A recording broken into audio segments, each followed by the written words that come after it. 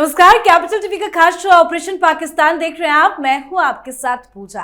PM Modi ने एक बार फिर शहबाज शरीफ और आसिम मुनीर को सख्त मैसेज दे दिया है। पीएम मोदी ने बिहार के गया में कहा कि भारत में हमला करके कोई भी आतंकवादी बच नहीं पाया। ऑपरेशन सिंदूर का जिक्र करते हुए कहा कि बिहार में लिया गया संकल्प कभी खाली नहीं जाता। आतंकवादी चाहे पाताल में ही क्यों न छिप जाए, भारत की मिसाइलें उन्हें दफन करके रहेगी। तो वहीं राजनाथ सिंह ने भी पाकिस्तान को आईना दिखाया। राजनाथ सिंह ने आसिम मुनीर की उनके एक हालिया बयान को लेकर जमकर खिंचाई की है। राजनाथ सिंह ने कहा कि आसिम मुनीर के मुताबिक भारत की इकोनॉमी हाईवे पर दौड़ती हुई मर्सिडीज और फरारी जैसी है, जबकि पाकिस्तान की इकोनॉमी बजरी से भरे डंप ट्रक जैसी। अगर ट्रक कार से टकराता है तो नुकसान किसका होगा? इन सब के बीच पाकिस्तान की स्थिति बिगड़ती जा रही है। आंतरिक कलह चरम पर पहुंच गया है। इसी बीच खबर सामने आई है कि पाकिस्तान के विदेश मंत्री इशराक डार ढाका के दौरे पर पहुंच रहे हैं। साथ ही चीनी विदेश मंत्री वांग यी ने आसिम मुनीर से भी मुलाकात की है। वांग ने प्रधानमंत्री शहबाज शरीफ और राष्ट्रपति आसिफ अली जरदारी से भी मुलाकात की है। तो कुल मिलाकर पाकिस्तान की हालत उस बिरयानी जैसी है जिसमें चावल अधपका, मांस सड़ा और मसाला अधूरा हो, ऊपर से पड़ोसी प्लेट भी खींच कर ले जाए। तो कैसे फंसा है पाकिस्तान, आपको बताएंगे। चर्चा के लिए मेरे साथ स्टूडियो में मौजूद हैं कैपिटल टीवी के editor in chief doctor Manish Kumar और एग्जीक्यूटिव एडिटर राजीव जी। सर, आप दोनों का बहुत बहुत स्वागत है। धन्यवाद। कैसे परेशान है पाकिस्तान? देखिए, पाकिस्तान के साथ सबसे बड़ी दिक्कत यह है कि वो अपने लोगों को, आप ये समझिए थिएट्रिक्स चल रहा है, अपने लोगों को ये गफलत में डालने की कोशिश में लगा हुआ है कि वो हिंदुस्तान के बराबर है। और हिंदुस्तान की डिप्लोमेसी, हिंदुस्तान की जो समस्या चल रही है डोनाल्ड ट्रंप के साथ और जो टैरिफ का चल रहा है, उसमें वो बहुत ही ज़्यादा आगे बढ़ चढ़ करके हिस्सा ले रहा है और सारी चीज़ें कर रहा है। भाई, इन सब चीज़ें के लिए रिसोर्सेज चाहिए होती है, पैसे चाहिए होते हैं। आप क्या कर रहे हो? तो कोई ढाका जा रहा है, तो कोई चीन जा रहा है, तो कोई ईरान जा रहा था, तो कोई अफगानिस्तान जा रहा था, कोई डोनाल्ड ट्रंप के साथ लंच कर रहा है। ये सब क्या है? ये सारी चीजें वो एक परसेप्शन, उसको क्रिएट करने की कोशिश की जा रही है। और बीच बीच में आप जो है वो कि न्यूक्लियर बॉम्ब मार देंगे तो हम ये कर देंगे। तो ये सारी चीजें जो हो रही है वो हिंदुस्तान, देखिए हिंदुस्तान तो ढंग से उसको जवाब भी नहीं देता, ना ही चिंता की आवश्यकता पड़ती है। तो ये सारी चीजें वहां के इंटरनल प्रॉब्लम से ही जुड़ी हुई है। अब परेशानी क्या है? परेशानी ये है कि आपने चीन के विदेश मंत्री से बातचीत की, जो जानकारी आ रही है कि आपको डांट पड़ी है कि भाई अमेरिका के साथ गुटरगू ज्यादा करने की आवश्यकता नहीं है। तो होता क्या है कि जब डिप्लोमेसी होती है कि भाई अभी तक तो कह रहे थे कि हम बहुत अटूट दोस्त हैं, ये हैं वो हैं, उन्होंने कह दिया कि एक और सीपेक का जो है उसने घोषणा कर दी कि हम और वहां पे करेंगे। हकीकत क्या है? हकीकत ये है कि करीब 60-65 बिलियन डॉलर का इन्वेस्टमेंट था जो पहले वाला सीपेक में। क्या वो पूरा हो गया? नहीं हुआ। उस सीपेक में क्या था? सिर्फ सड़क नहीं बननी थी, बल्कि अलग अलग जगहों पे इकोनॉमिक जोन्स बनने थे। उसमें और क्या बनना था? वहां पे पावर क्रिएट करने वाला, पावर जनरेशन वाले जो थर्मल प्लांट्स लगने थे। आपके एनर्जी रिक्वायरमेंट्स के लिए बिजली बनाने का एक पूरा एक इकोनॉमिक जोन क्रिएट करने की बात थी कि वो जो ग्वादर से लेकर के चाइना के बॉर्डर तक जो हाईवे जाएगा उसके आसपास हम इकोनॉमिक जोन बनाएंगे। जो जानकारी आ रही है कि 25 से 27 बिलियन डॉलर ही खर्च हुआ है जो सड़कों और सारी चीज़ों में, बाकी चीन ने पैसे ले लिए हैं, वो इन्वेस्ट नहीं कर रहा है। और ये भी समझ लीजिए कि इसमें घोटाला तो हुआ ही हुआ है, साथ ही साथ उसमें जो गारंटर लिया है वो पाकिस्तान की सरकार को बनाया कोई बैंक नहीं है। अब जो बातें की जा रही है कि नया सीपेक बनेगा, दिक्कत ये हो रही है पाकिस्तान के अंदर अब क्या करें, क्योंकि आज जो बयान आया, भाई वो तो विदेश मंत्री चले गए चीन, और वो चीन पहुंचे और यहां चीन की तरफ से बयान आ रहा है कि हम लोग दुश्मन नहीं साझेदार हैं। अमेरिका से लड़ना है तो हम लोगों को एक साथ आना है। तो भाई एक साथ आना, चीन अगर हिंदुस्तान के साथ आएगा तो फिर पाकिस्तान का क्या होगा? तो एक बहुत ही जटिल सिचुएशन में पाकिस्तान है। और सबसे बड़ी चीज कि उनके पास न हैसियत है, न पैसे हैं, न टेक्नोलॉजी है, न वेपन है। भाई आप ये कह रहे हो कि भाई हम ये कर देंगे, वो कर देंगे, ये खरीद रहे हैं, वो खरीद, भाई पैसे कहां से लेकर के आओगे? चीन वाले बिना गारंटी के एक पैसे नहीं देते। जहां पैसा फंसा होता है वहां जमीन अपने कब्जे में कर लेते हैं। तो ये कहने का मतलब ये है कि चीन जो है वो पाकिस्तान के ऊपर भी दबाव डाल रहा है और पाकिस्तान के अंदर वहां का लोकल पॉलिटिक्स इस सरकार के ऊपर ऑलरेडी एक प्रॉब्लम क्रिएट कर, मतलब पाकिस्तान एक साथ कई दबाव को झेल रहा है। सर, ये जो चीन के विदेश मंत्री इस्लामाबाद पहुंचे थे, मीटिंग्स हुई, चाहे वो इशाक डार से मुलाकात हो, आसिम मुनीर, उनके राष्ट्रपति, कई लोगों से उन्होंने मुलाकात की है। क्या मकसद रहा था? मीटिंग के बाद क्या खबरें निकल के सामने आ रही है? जो रणनीति बनाई गई थी क्या वो सक्सेस हो गई है? देखिए, रणनीति चीन की अपनी है, पाकिस्तान की अपनी है। पाकिस्तान इस बात के लिए चीन को अपने साथ रखना चाहता है ताकि जो अमेरिका के साथ उसके संबंध डेवलप हो रहे हैं उससे चीन इतना नाराज ना हो जाए कि आगे हमारे लिए समस्या क्रिएट कर सके। क्योंकि पाकिस्तान मानता है कि अगर भारत सेंट्रिक फॉरेन पॉलिसी रखना है तो अमेरिका से ज़्यादा चीन पर भरोसा करना पड़ेगा। लेकिन इस बीच स्थितियां बदली, और जब स्थितियां बदली है तो मुनीर के लिए कहा जा रहा है पाकिस्तान के अंदर, ये अलग अलग पाकिस्तान के इंटेलेक्चुअल वर्ग सवाल उठा रहे हैं कि क्या फिर से अमेरिका भारत का धौंस दिखाकर, भारत की बात करके पाकिस्तान को अपने चंगुल में लेना चाहता है, साउथ एशिया पर वर्चस्व के लिए पाकिस्तान को टूल्स की तरह उपयोग करना चाहता है। ये अलग अलग लोग बात कर रहे हैं इस चीज के लिए। और हिना रब्बानी खार ने भी बोला इसी बात को लेकर कि मुनीर ने जो डील कर रखी है अमेरिका के साथ, उसे यह समझना चाहिए कि अमेरिका बार बार भारत और पाकिस्तान की बात करके पाकिस्तान के साथ नजदीकी बढ़ा रहा है और भारत पर दबाव बनाने की कोशिश कर रहा है, लेकिन दूसरी तरफ पाकिस्तान को अपने साथ लाने की कोशिश कर रहा है।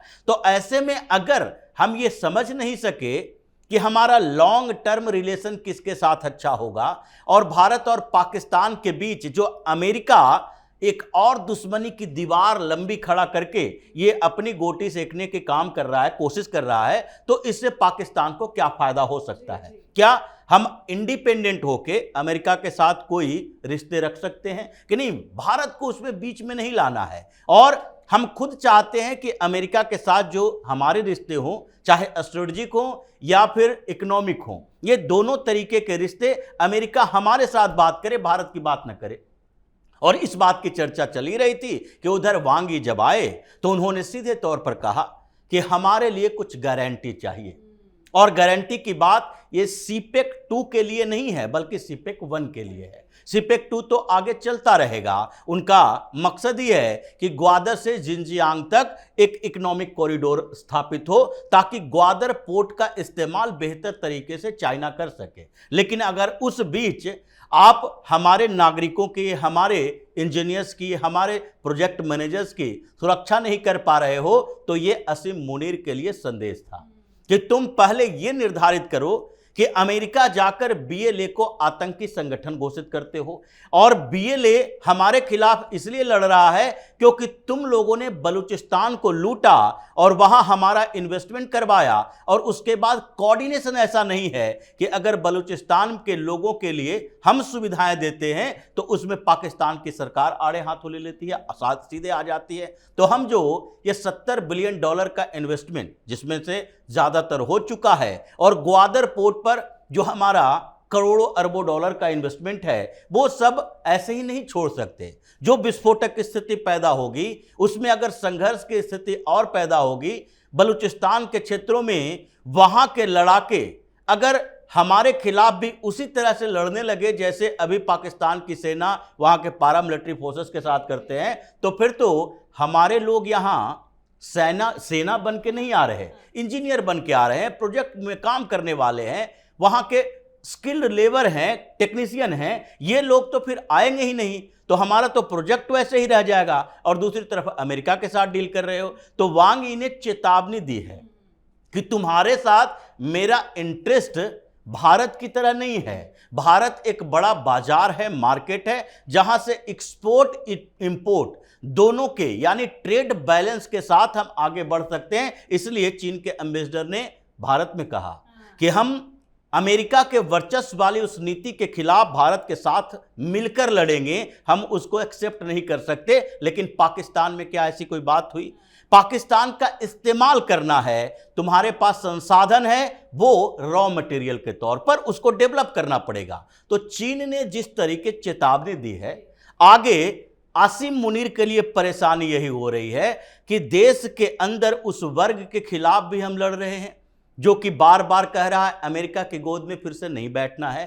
चीन के खिलाफ भी लड़ रहे हैं और इंटरनल समस्याएं जो चल रही है कि किस तरह से सेना धीरे धीरे वहां के डेमोक्रेसी को निगलने की कोशिश कर रही है, उस फ्रंट पर भी लड़ रहा है। तो हो सकता है ये सेना में भी विद्रोह और पॉलिटिकल विद्रोह की स्थिति कुछ समय में दिखाई पड़े। बिल्कुल। और इसी पे सर खबर ये भी आई कि इशराक डार जो है वो ढाका जा रहे हैं, क्या करेंगे वहां जाकर? देखिए, ये भी एक पोस्चरिंग है।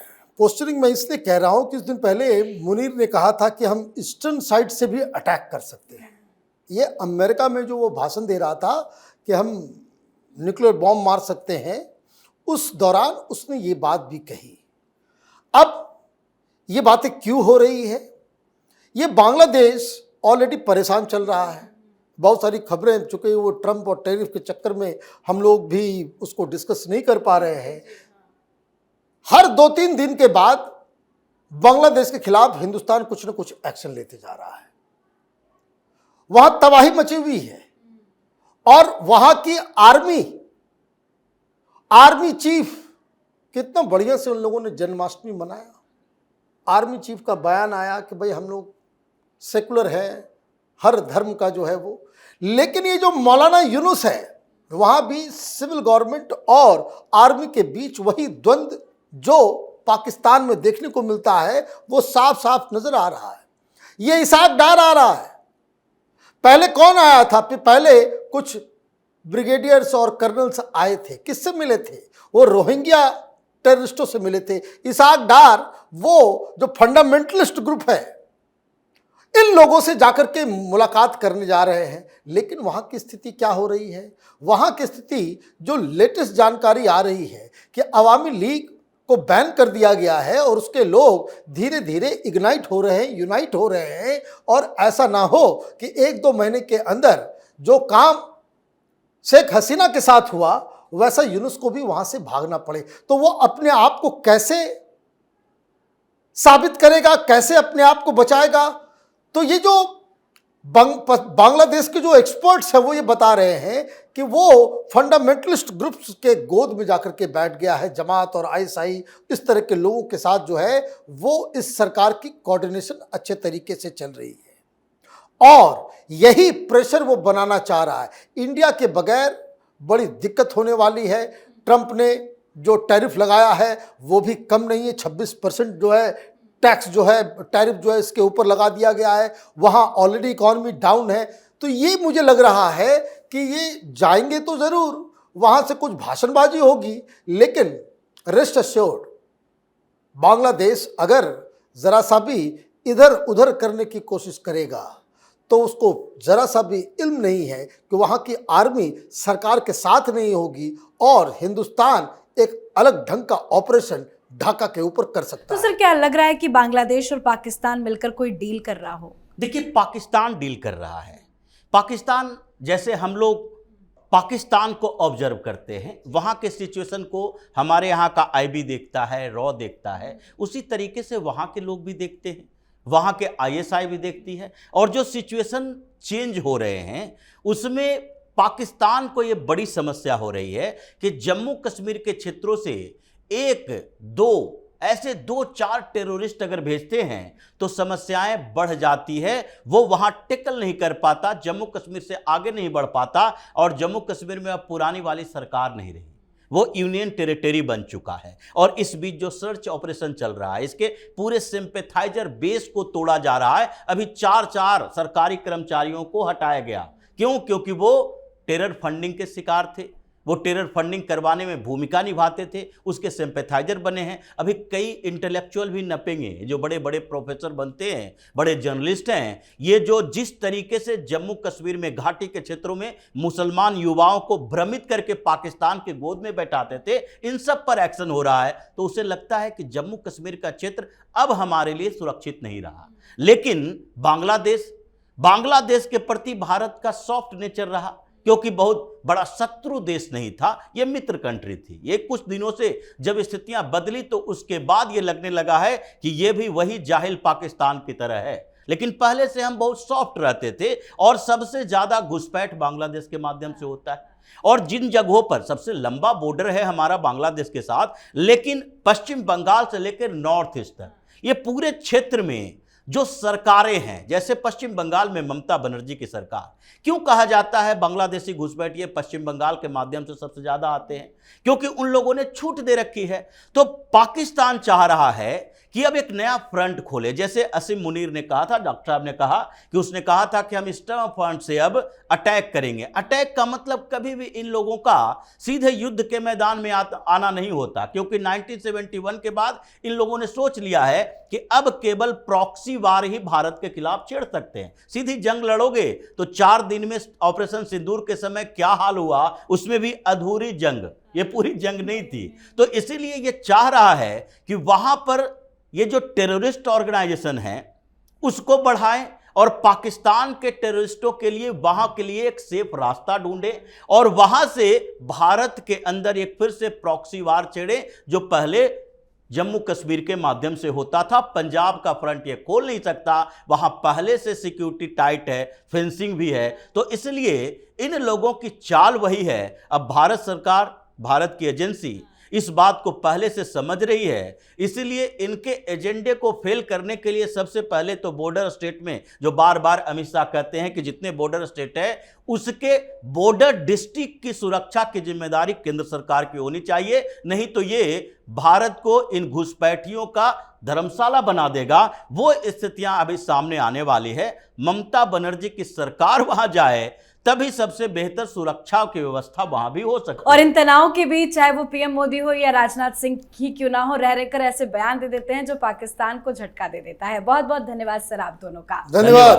तो आज एक बार फिर से पीएम मोदी ने पाकिस्तान को आईना दिखाया है। आतंकी चाहे पाताल में घुस जाए, हमारी मिसाइलें वही उनकी कब्र खोद देगी। राजनाथ सिंह ने भी मुनीर तक कड़ा संदेश भिजवा दिया और चीन के विदेश मंत्री भारत से जो संदेश लेकर पाकिस्तान गए थे वो पाकिस्तान के लिए भारी पड़ गया। कुल मिलाकर पाकिस्तान फंस चुका है। आपकी क्या राय है, कमेंट करके लिखिएगा। देखते रहिए कैपिटल टीवी। नमस्कार।